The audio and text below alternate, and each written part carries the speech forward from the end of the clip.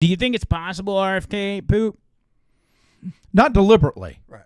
Maybe on accident. It would be accidentally, especially if he was in another country doing good. And y'all didn't give me much on this, but let's be honest. Everybody's been down the road where you're wiping and the toilet paper tears. That's probably why Tony's got a bidet. He's had that happen in the past, and he's like, I'm never doing that again. I don't know what you're talking about.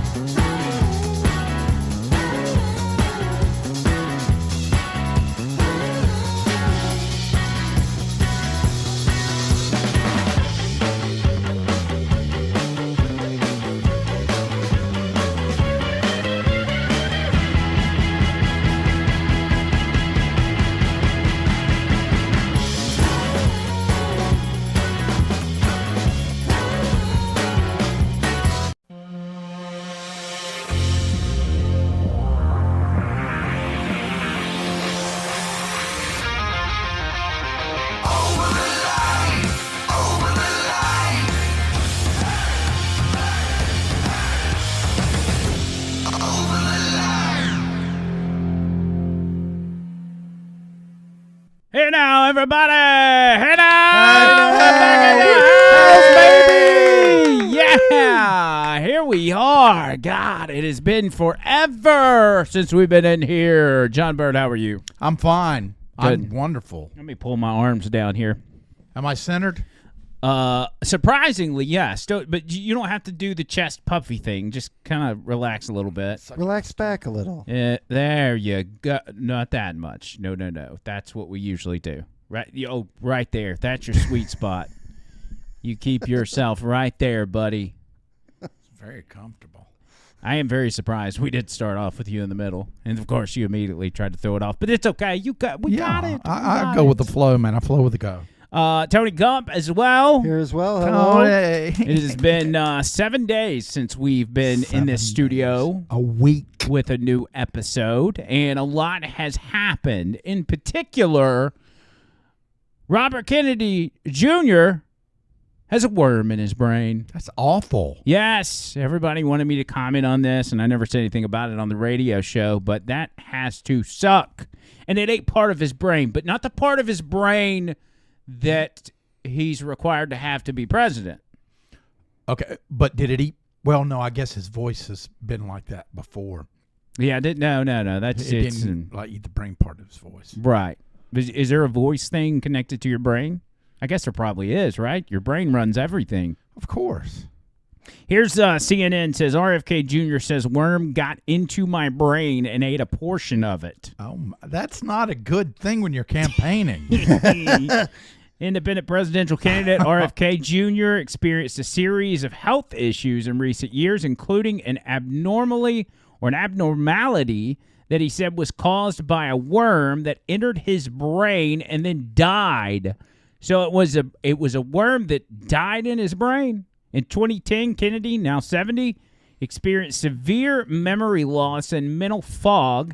He said in a deposition 2 years later, according to the Times, he consulted top neurologists familiar with the medical history of his uncle, the late Senator Ted Kennedy. Oh, I thought they were going to say JFK. I was like, well, that wasn't a worm, buddy. That was actually a bullet. But oh, man. He told it caused by a worm that got into my brain, ate a portion of it, and then died, Kennedy said in the 2012 deposition, which concerned a divorce from his second wife, Mary Richardson Kennedy. Robert Kennedy said at the time that his earning power had been negatively affected by the cognitive issues. Can we just, elephant in the room here, can we just say that if you get past your third marriage, does that pose an issue, or does that reflect negatively upon you? I think it would reflect negatively. It shows you can't get along. Yeah, well, I don't know. Tony Gump's been married once or twice. Just once successfully. Once? Thank God, yeah. You've been married once. Yeah, one failed. I'm on my second, but, there's a lot of people on their second. That's not odd. Well, that may be why I'm having memory issue problems. I might have a maggot in my head. You might. What if that's the case? I guess I need a brain scan. You would end up on the wheel of segments. Here's the next question. And Tony Gump, let's ask the Google machine, what would cause you to get a worm in your brain? Because I've heard theories, but I don't want to jump the shark here. What causes a worm in the brain? Of all the worms that cause brain infections, the pork tapeworm causes by far the most cases of brain infections in the Western Hemisphere after people eat food contaminated with the tapeworm's eggs. Secretions, that's a hard word, in the stomach cause the eggs to hatch into larvae. Oh. Okay, so that's not what I heard. What I heard was that you get brain worms from eating poop. Can we Google that? I'm doing that. Or maybe if he wasn't washing his hands, then there were remnants of feces. Like when that toilet paper tears, you get a little on the... Or, I mean, if he's out in like a third world country and he's like, doing good and stuff. What was they the might question have to again? use like leaves. Tony's already forgot the question. Can you get worms what? From eating poop. Oh, that's right. Let's find out. I'm sure, Pinworms are spread from feces to the mouth. It can happen directly, like when your dirty fingers touch your mouth or food. It can also happen indirectly, like when you touch an object that's contaminated with the eggs. Oh, my. What if it's poop and not pork? Oh. Well, I mean, I don't think pinworms would eat your brain. Wouldn't they, reside down there? If a pinworm gets in your brain and is like, hey, take me back home where I was living, which was in poop, then your brain must suck. I think if you got a pinworm, you'd be lucky if you're eating poop and that's all you got. Yeah, that's true. Yeah. Yeah, this is taking a dark turn. We're really starting this heavy. Yeah. Heavy. Dark. Do you think it's possible RFK ate poop? Not deliberately. Right. Maybe on accident. It would be accidentally, especially if he was in another country doing good. And y'all didn't give me much on this, but let's be honest. Everybody's been down the road where you're wiping and the toilet paper tears. That's probably why Tony's got a bidet. He's had that happen in the past, and he's like, I'm never doing that again. I don't know what you're talking about. I fold 4 squares perfectly, half. I'm very careful. Never, ever have I had an issue.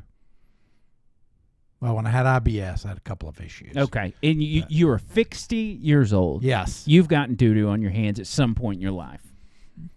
I picked up doo-doo with a dog, like a pet. Okay, he's not going to be honest with me. It's okay, though. We're in the 21st century. We have bidets. All right, I've crapped all over my hands before, okay? Is that what you wanted to hear? Yes, okay. That's what I wanted.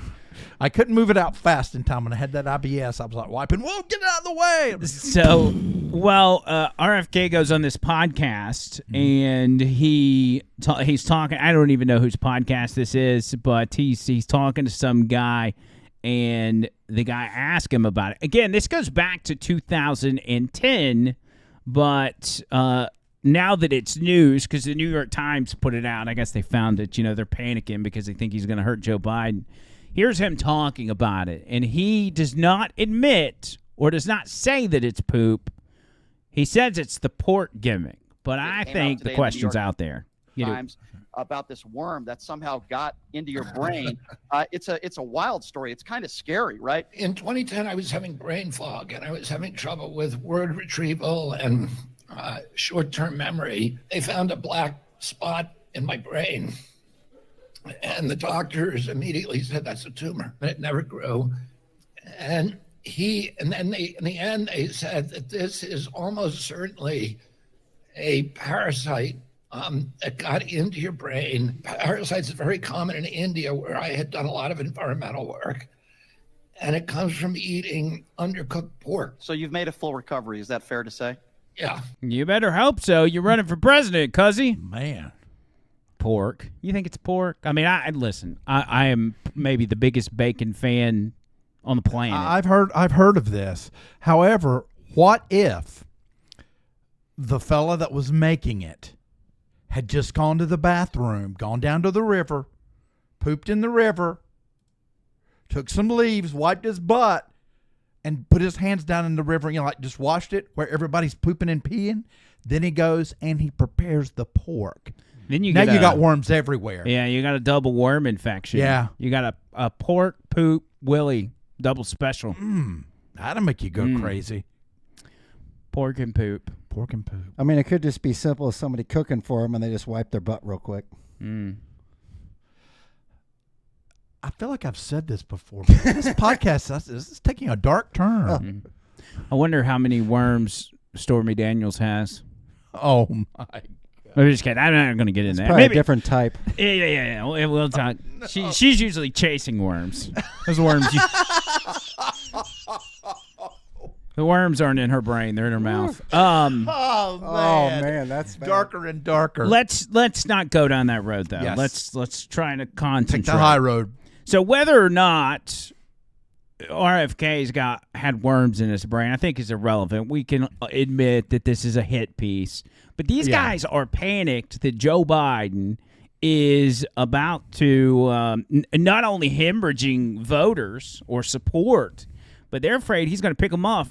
Donald Trump is trying to capitalize on this because he put a video out today saying that, hey, RFK is not a conservative. If y'all think you're sticking it to the man by voting for RFK, he's not. If you're conservative, you are doing yourself a disservice, and that's true. Where it does seem like RFK's got some good things. He's crazy, but he seems normal because the Democrat Party has gone so crazy. And so Trump's just trying to clarify that. But the people that this will be most detrimental to is Joe Biden because he's hemorrhaging black votes, he's hemorrhaging Muslim votes. Like, everybody hates this guy. And it's for a plethora of reasons, but everybody's got this one common denominator is the economy sucks. It sucks, and you can't deny it. I don't care how many times Karine Jean-Pierre gets at the podium and says, oh, the economy's great. Joe Biden did a CNN interview a couple days ago, and the lady is like, I think it's Erin Burnett. She's like, you got a pretty bad hand here, and you're running out of time. Do you think you got enough time to fix it? Now, the answer should have been, I don't know. Maybe I think we can fix it in time. No, not Joe Biden. Joe Biden says, what are you talking about? The economy's great. Here's the clip right here. I want you to watch this. He's like, what are you talking about? Everything's good. Inflation's down. Everybody's making money. And she's like, wait, what? The cost of buying a home in the United States is double what it was when you look at your monthly costs from before the pandemic. Real income, when you account for inflation, is actually down since you took office. Economic growth last week, far short of expectations. Consumer confidence, maybe no surprise, is near a 2-year low. With less than 6 months to go to Election Day, are you worried that you're running out of time to turn that around? We've already turned it around. Look at the Michigan survey. For 65% of the American people think they're in good shape economically. They think the nation's not in good shape, but they're personally in good shape. The polling data has been wrong all along. You know, how many, you guys do a poll with CNN, how many folks you have to call to get one response? The idea that we're in a situation where things are so bad, the folks that, we've created more jobs. We're in a situation where people have access to good paying jobs. And the last I saw, the combination of the inflation, the cost of inflation, all those things, that's really worrisome to people with good reason. That's why I'm working very hard to bring the cost of rentals down, to increase the number of homes that are available. But let me say it this way. When I started this administration, people were saying there's going to be a collapse of the economy. We have the strongest economy in the world. Let me say it again, in the world. Although GDP last week was far short of expectations. Oh, it wasn't. Look, GDP is still growing. Look at the response of the markets. Overwhelmingly positive. Overwhelmingly positive. And one of the reasons why people feel good about it not being as strong as it was before is they believe that the Fed's going to respond. They hope they're going to get a rate cut. Yeah. Well, no president's had the run we've had in terms of creating jobs and bringing down inflation. It was 9% when I came to office. Oh, 9%. But look, people have a right to be concerned. Ordinary people. Okay. 9% jump. Did you know that? Did you know the inflation was so high when Joe Biden came into office? It was awful. I'm just glad Trump got beat. Freaking break. Oh, my God. And Tony's probably the biggest numbers guy in here. If somebody came up to you and said, man, inflation's so much better than it was, what would be your response to them? They're delusional, and I don't know where they're getting their information. I'm getting it from Joe Biden, cousin. Man, I played a PSA earlier on the show today. I promised the audience I would show it to them. This is a PSA based on Joe Biden's interview that you just watched. No president's had the run we've had in terms of creating jobs and bringing down inflation. It was 9% when I came to office. 9%. But look. No, you look, you dirty asshole. Inflation was only at 1.4% when this piece of dog shit stole the election. Then it immediately shot up to 7% in 2021. Then it slowly went down to 3.5% over the next 3 years, which is still more than double from when he got there. That's like taking a giant liquid shit all over the dinner table and only cleaning up half of it, then telling everyone what a spectacular fucking job you've done while blaming the diarrhea on the tooth fairy.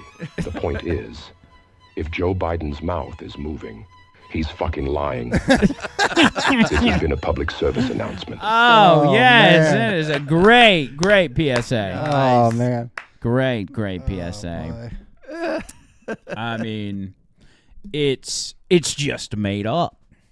And made up numbers. And like nobody, I would dare to say the average person that is concerned with the state of the economy and the fact that they can't afford a house or a car or just groceries, probably doesn't even understand how inflation works. You know, there's a lot of people out there that are just going through life and they think politics is boring or whatever, and they don't know these fancy the terminology of inflation and GDP and all that, and that's fine. It's not a big deal. But you're not going to sell them talking about that because whether they understand what the word inflation means or not, they know it ain't working for me, cuzzy. Yeah, I got 2 points on that with the inflation. Hyperinflation is what kills countries.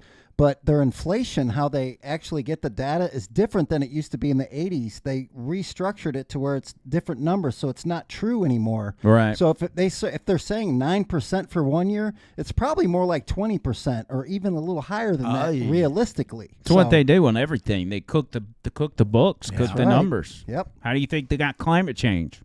They cooked the numbers.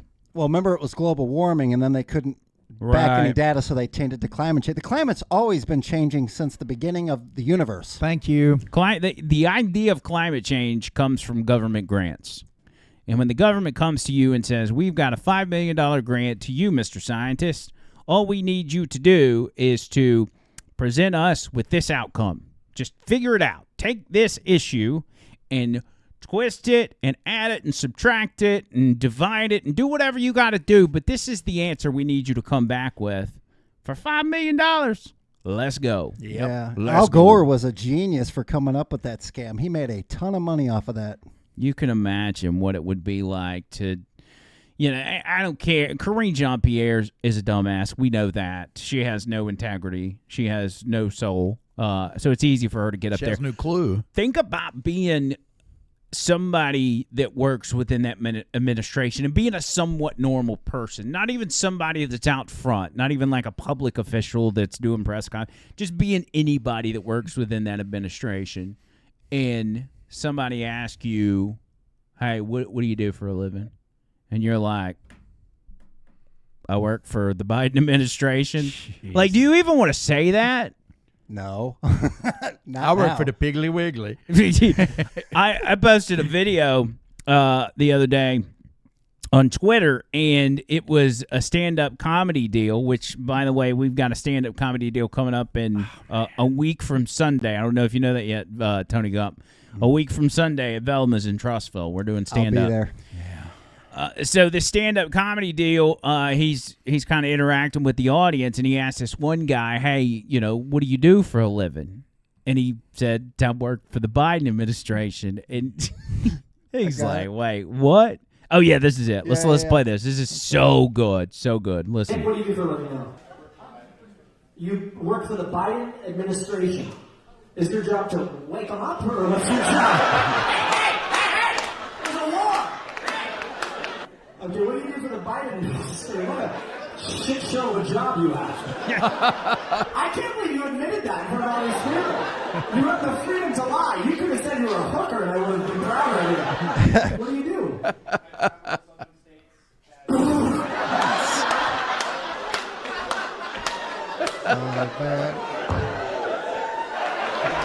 Travel to southern states. You go to the South and try to sell them on Biden? You're fucking retarded. What the fuck? What are you talking about? That's your fucking job? You go, hey, listen, I know you guys like Trump, but Biden, I mean... Wow. Are you ready to be unemployed, or what's your vibe? Oh, that's so good. So good. I wish I could be half the comedian that guy is. You just might turn out to be. I don't know. A week from Sunday. That was good how he did that on the fly like that. Yeah. That's what I like about this Matt Rife guy. Is that his name, Matt Rife? Mm-hmm. I think there's some people that say they don't like him or whatever. There's rumors that he might have gave some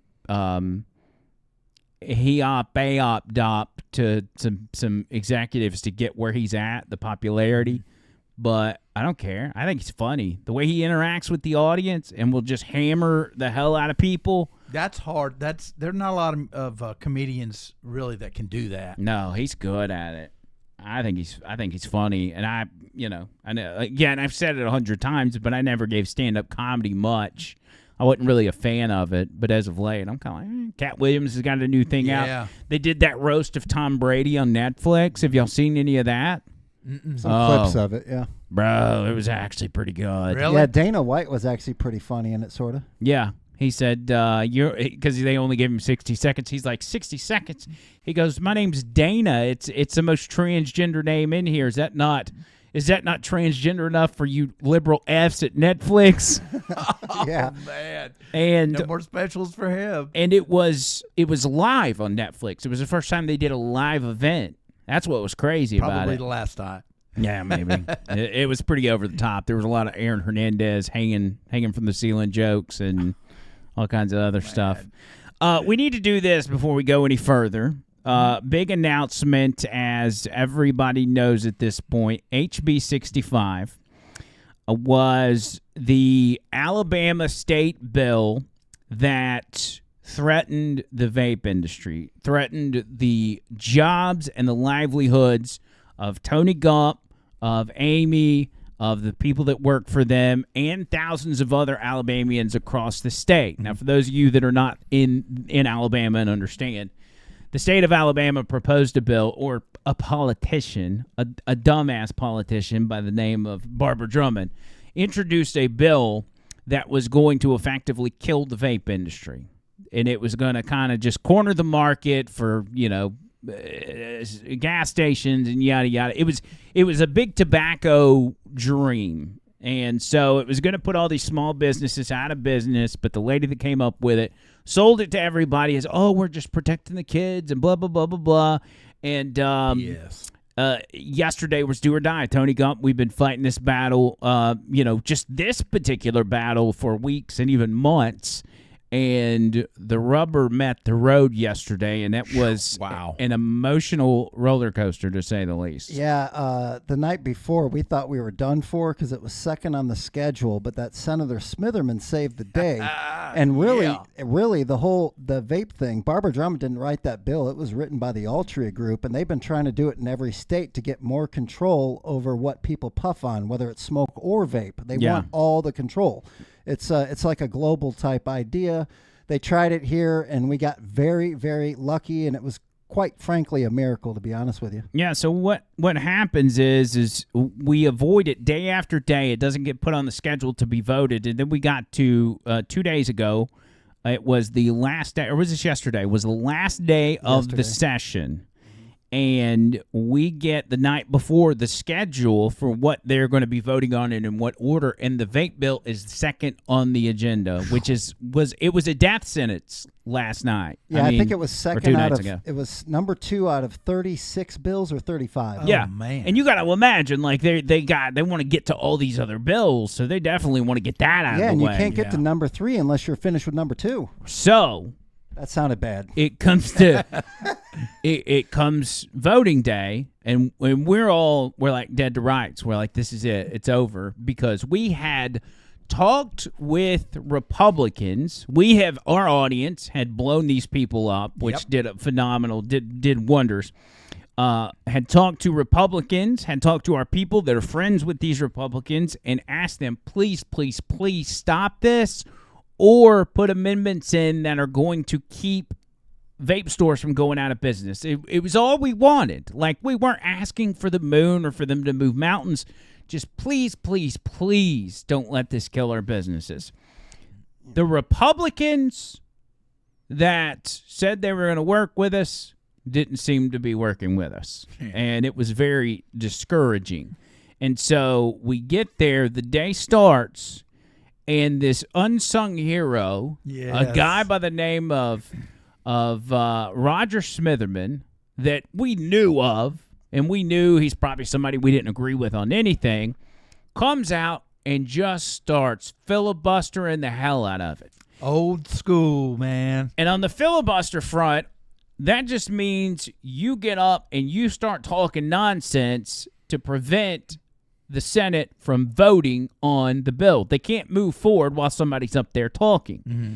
And because he thought those first bills on the schedule were ridiculous, including the vape bill and two others, he said, I'm just going to stand up here and filibuster all day. And that's exactly what the hell he did. Mm-hmm. And he single-handedly, with the help of some other senators, single-handedly stopped that bill from being voted on. So the clock ran out, and they weren't able to pass it. And we were that close to losing it. See, the key to that is he's been in there long enough to know that if a title looks really good and it looks like it's going to do a great thing, you need to go to page like 36 or whatever it was and read those fine lines that literally kill businesses off.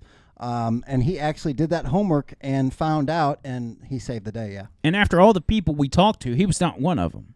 No, he helped us last year, but we didn't talk to him. He did this kind of on his own, or there was somebody from another vape shop talking to him or something, but we didn't talk to him. We were dealing with other people I don't want to name. He was not on the radar. He just comes out of nowhere like this old grandpa liberal angel.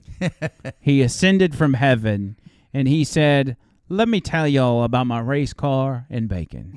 Yep. Yeah. And he literally talked about cooking bacon. He talked about sugar intake. He talked about catfish. We've got a montage, actually. Yeah. This is Roger Smitherman highlights from yesterday in the Alabama Senate, stopping, literally, single-handedly saving the vape industry. I used to have a Dodge Charger 440.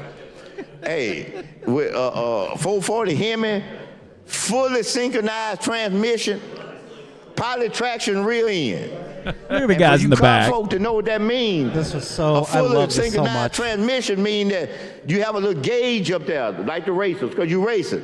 When the RPM gets up to a certain point, you don't have to push your clutch in. You know, just when they get to that point, you just ram it into the second because you're racing. That's the way the racers do. They don't be touching no clutch, and they'll be lost the race by then. You know, so they ram it in. And when you get to the third gear, the car is like this. And that poly traction rear end stabilized, so when you hit fourth, the car just lay down like that, baby. You go across the finish line. I'm dealing with an issue, you know. Yeah, I'm dealing with an issue. That's all it is. And the issue is them 3 booger bears I told y'all about. Booger bear stands for bad bill. You ever had a little bear chasing at you and you be trying to run you in the woods? They be trying to bite and eat you up. And you got to climb up on the tree. And then you up on a little weak limb and it's leaning. And then that bear jumping up there trying to bite you. But right now, the bear's jumping up trying to bite us in here. So what I'm going to try to do is get a little honey and get his attention away. So we can get out the tree and then go over there and get on a big strong tree where the bear can't get up there. And the bear gonna try to come up the tree. And you said, what you mean by the bear coming up the tree? It's gonna be, the tree is that might. It's gonna be people coming up there trying to say whatever like that. So what I got to do then, I got to be high enough that it ain't no limbs down here. That the bear up there just looking at me and doing like this.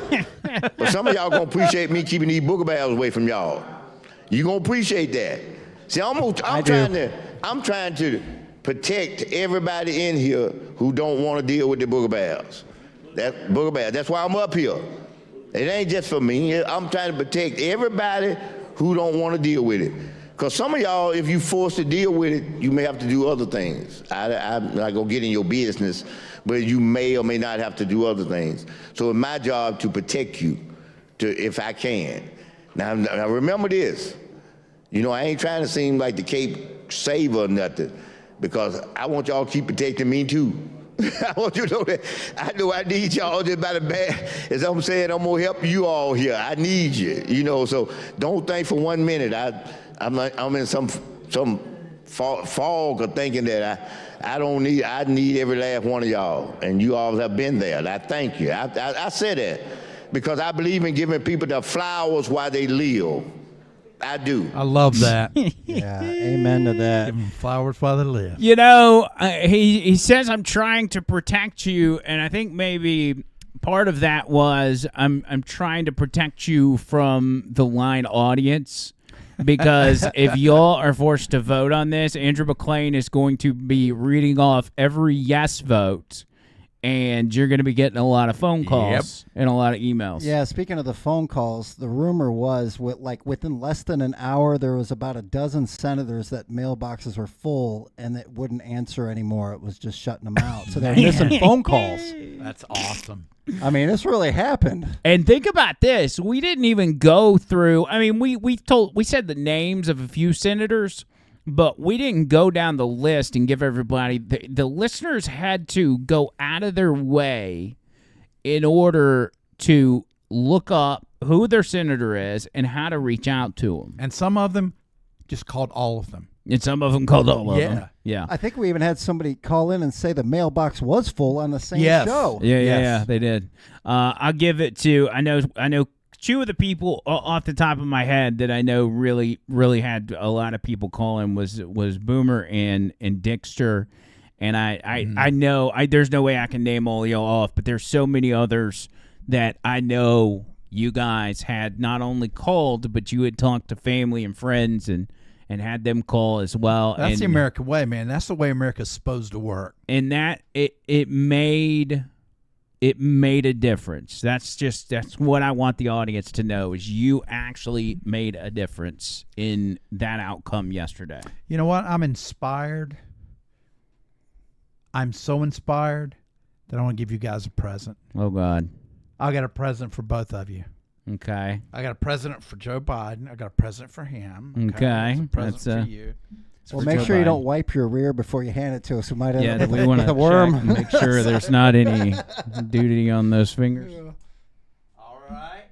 And while he's doing that, thank you so much. Anybody that called, like literally from the bottom of my heart, you have no idea. I will never forget this till the day I die. And Roger Smitherman, I will never forget you, sir. Yes. Democrat from Birmingham, thank you so much. You're an American hero. Yep. All right, John Bird. And here's another American hero. Dun, dun, dun, dun, Oh. Yes, Donald. What was that, Donald? I don't frankly have time for total political correctness, and this country doesn't have time either. That's great. Do you have any other words of wisdom? We are transferring power from Washington, D.C., and giving it back to you, the people. Wow. All right, one more. He does says 17. I'm going to let you hear 3, then each show we'll play a new one. Okay, here we go. Okay, up to the mic. Okay. On the bottom. The bottom of Donald Trump is where the speaker is, I think. I love the First Amendment. Nobody loves it better than me. Nobody. Who uses it more than I do? Nobody. Wow, John Bird, that exceeded my expectations. Yes. Yeah, that's pretty cool. So we can't hit it anymore? No, I knew you were going to try and do that. We need to have one Trumpism per show. Don't do it. Don't you? Okay, 4 times. Basically, all I've done is keep my promise. Okay. Oh. Fox and Friends in the morning. They're very honorable people. Don't hit anymore. Just one last one. All right. From this day forward, it's going to be only America first. Yes, that's a great one to end on. It's a great one to end on. Come on. Now, you're going to play all of them, and then people won't be able to enjoy it. He'll end up over in the corner.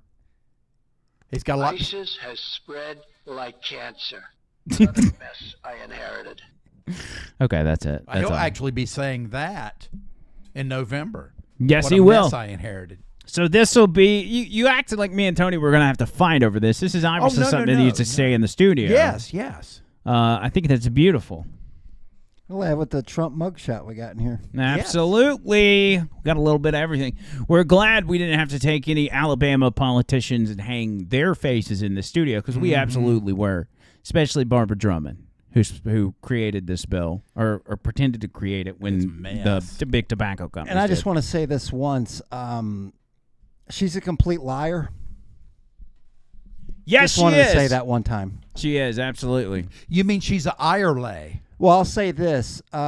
It's one thing if you're ignorant and you tell an untruth, not intentional, but when you go up there knowing you're spewing a bunch of bullshit, she's flat out liar. She is. She knew what she was doing. She wasn't. But we all love you. Yeah.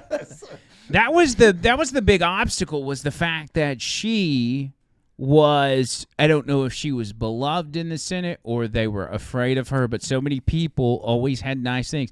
Even, some of the Republicans that we were trying to work with, they had all these nice things to say about her. I was like, if you're saying nice things about her, like if you've got all this admiration and respect for her, you're definitely not helping us out, 'cause she hates our guts. I got the suspicion they were more scared than anything, because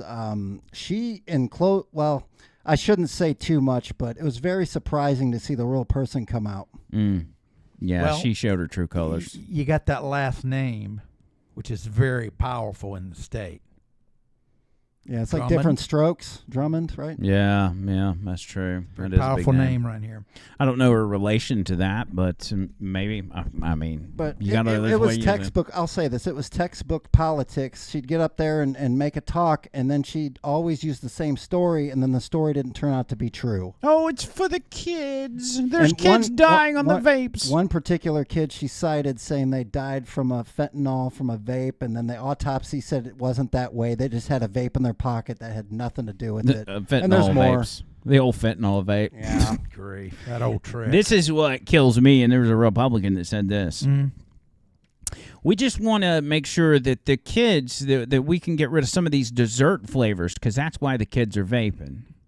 The kids are not vaping because there are dessert flavors. Because guess what? If they're that big, if they're that adamant about a dessert flavor, they're going to get the dessert. Thank you. They're not going to. What about the fruity flavors in the gas stations with the beer and the Smirnoff Ice and the everything? Like that is the most ridiculous argument I've ever heard. Here's what needs to happen: you get rid of if underage purchasing of vape products is that important to you. Stop selling vape products where underage people can go in. All right. That eliminates it altogether. So tell gas stations they can't sell vape products. Yep. It should have been vape shops, just like liquor shops, 21 and up only to come in and shop. Yeah, you can't buy in Alabama. You can't buy liquor in a gas station. You can in most other states, but not in Alabama. You have to have a separate building.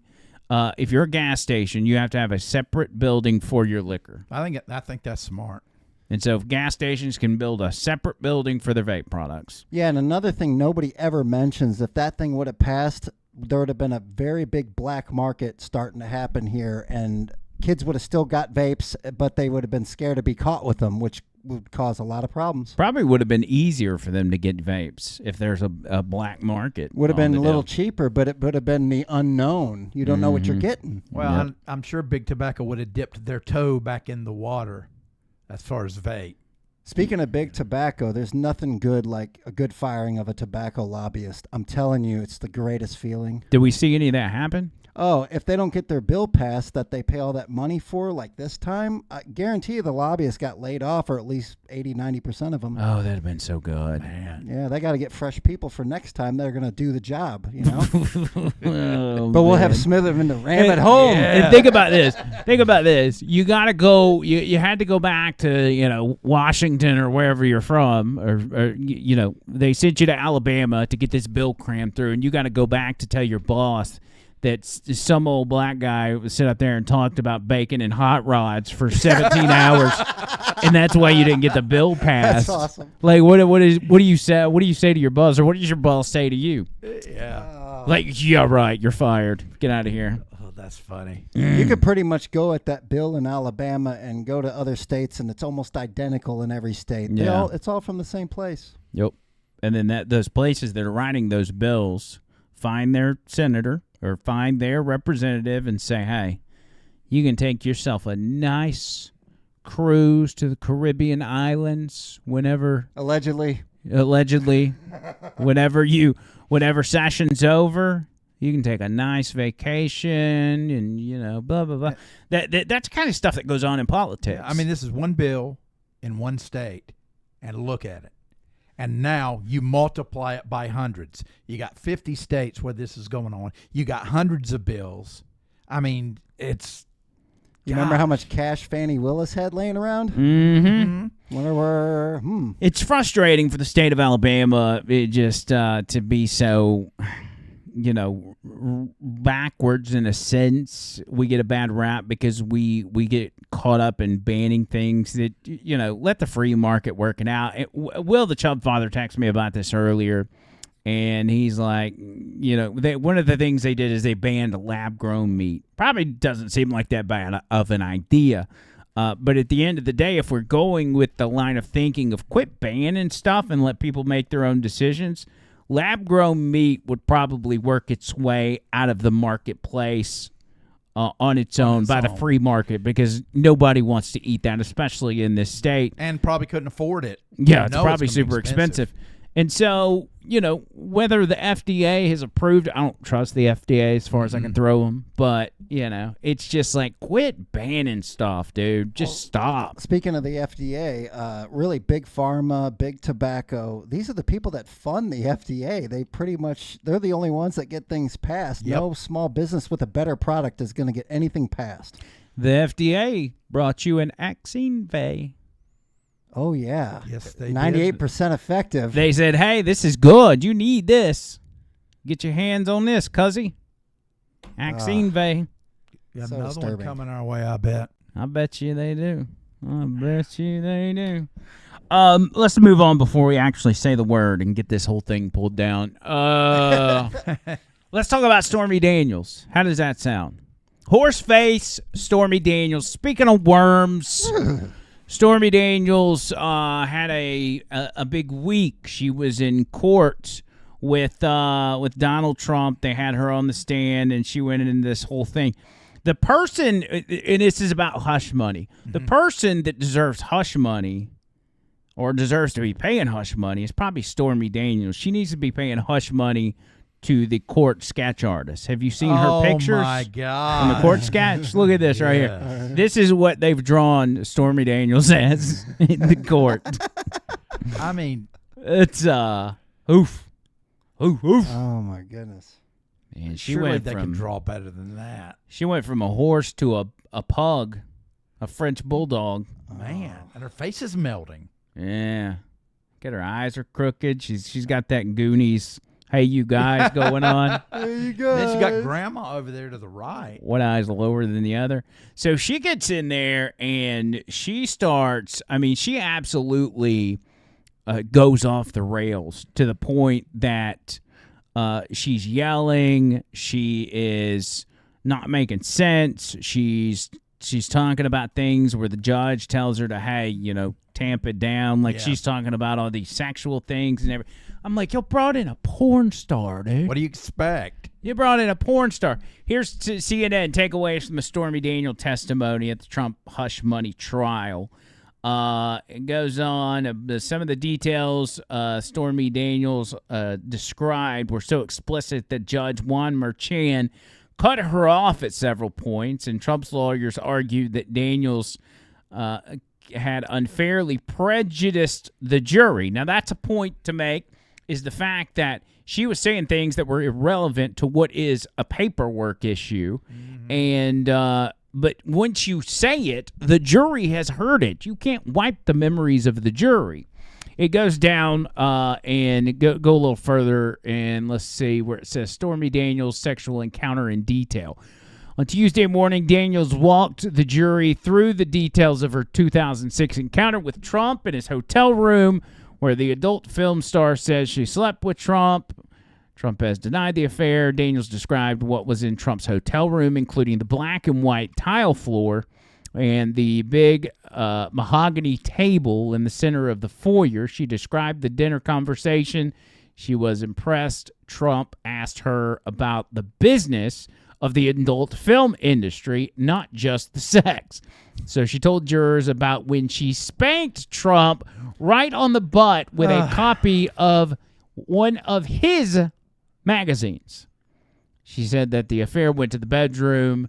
She emerged to find Trump on the hotel bed in his boxers and a T-shirt. At first, I was just startled, like a jump scare. I wasn't expecting someone to be in there, especially minus a lot of clothing. Goes down to say, she said Trump stood up. Scroll down just a hair. Oh, sorry.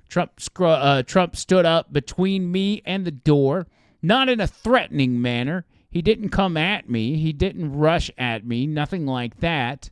She said she blacked out while they had sex. I had my clothes and my shoes off. I removed my bra. We were in a missionary position. How does she know that if she blacked out as soon as they started? Right, what's going on here? This is all coming from a porn star. Right. Yeah. Like, that's your day job. Do you black out during your day job? Man. It's not like it's some traumatizing deal. It's something Did she just go around sexually harassing everybody and spanking them on the ass with a magazine? Apparently. Oh. It's, you know, the more that this goes on, the more I start to speculate, you know, whether or not Trump actually, we all just kind of assumed that Trump did it and he was a playboy and everything else. But the more I think about it, the more I'm like, Trump could have anybody he wants. Why was he going with somebody that had been rode hard and put up wet? Yep. Why was he looking to, I mean, that's probably like dealing with a coffee can. I mean, I think he's just so totally obsessed with business and with winning. Yeah. I think when he was younger, yes, but I think, you know, now and in the past, you know, several years, he's just obsessed.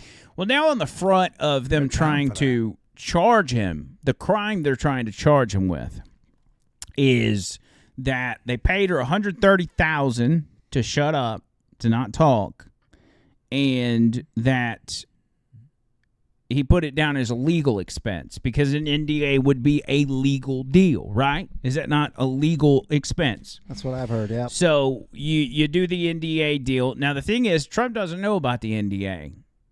Michael Cohen's the one dealing with the NDA. He gets the money himself, pays it off, and then bills Trump. Well, Trump doesn't do his accounting. He's got a very smart person doing his accounting. So the person, I think it was Alan Weisselberg, who they threw in prison as well, and they're trying to do it again, puts it down as a business expense because it is a invoice from a lawyer.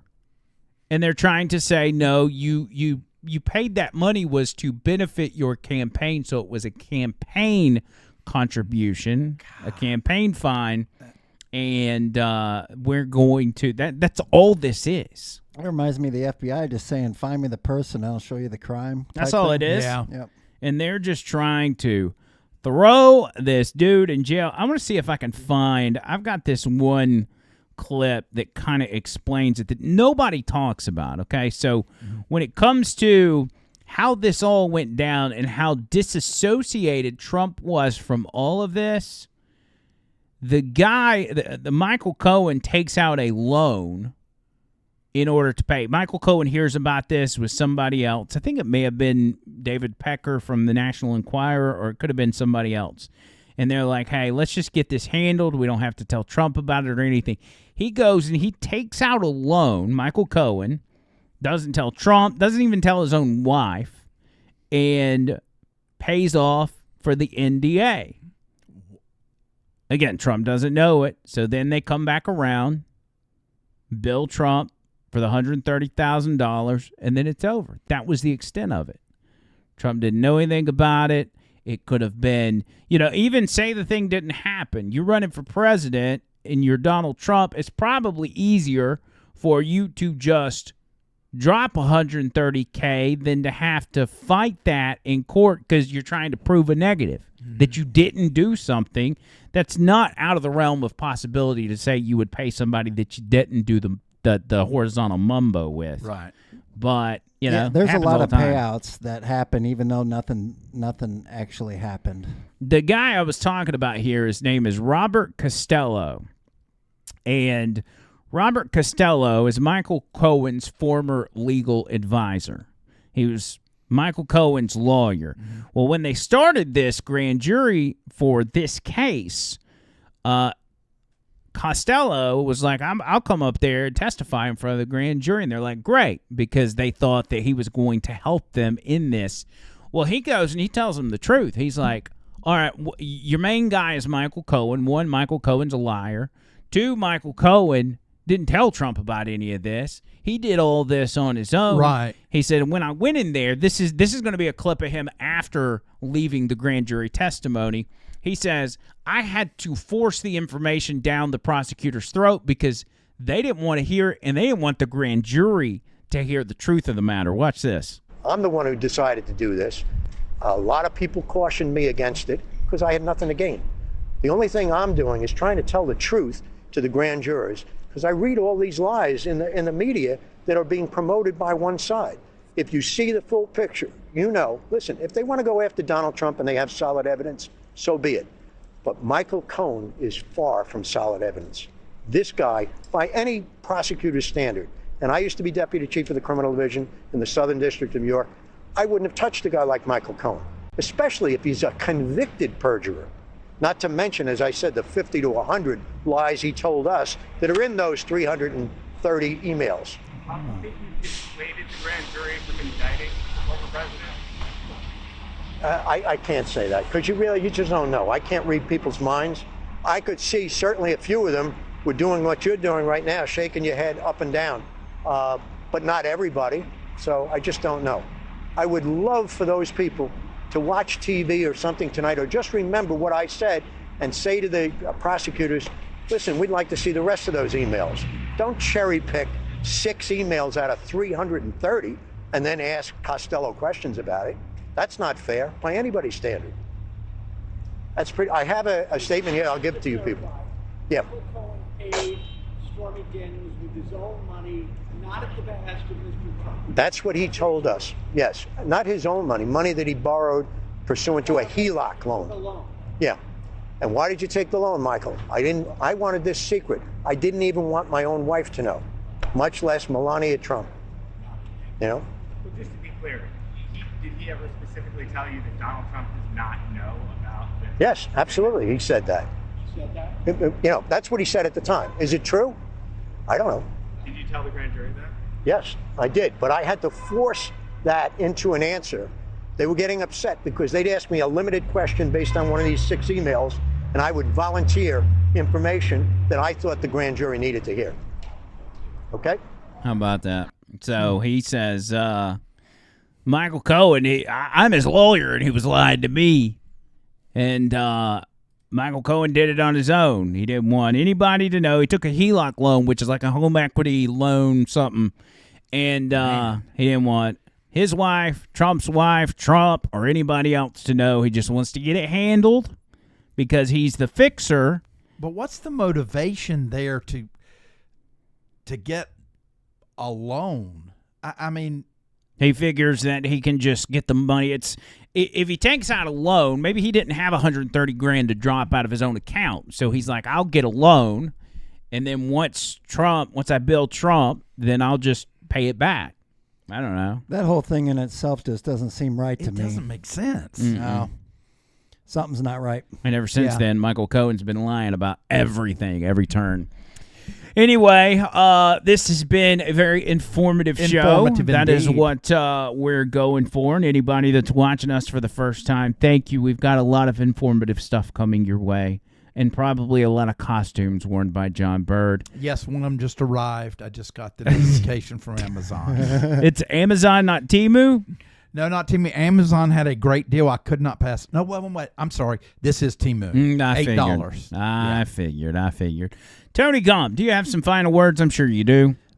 Just thank you to everybody, and sorry I talk so much, but this was a big win, and I'm ever so grateful. Thank you so much. This was very, very big, bigger than me and Tony both. We don't have words for it. When I got here today, I just fist bumped him. I'm like, man, we did it. It really felt like David versus Goliath to me. It was a miracle. It really was. And you mentioned your mom too. You said your mom was kind of probably helped nudge that over the finish line. Yeah, at the end I mean, of the day. Cigarettes killed her, and ironically enough, the same companies were coming after my business. Go figure. John Bird. Yes. Final words, my friend. I've got two things. I did not have those things prepared. They were gifts from you guys. Really? Yes. Number one, always cook your pork properly. Use a thermometer. It's got to be at least 165 degrees. If it's not, don't eat. Undercooked meat, don't eat. Mm-hmm.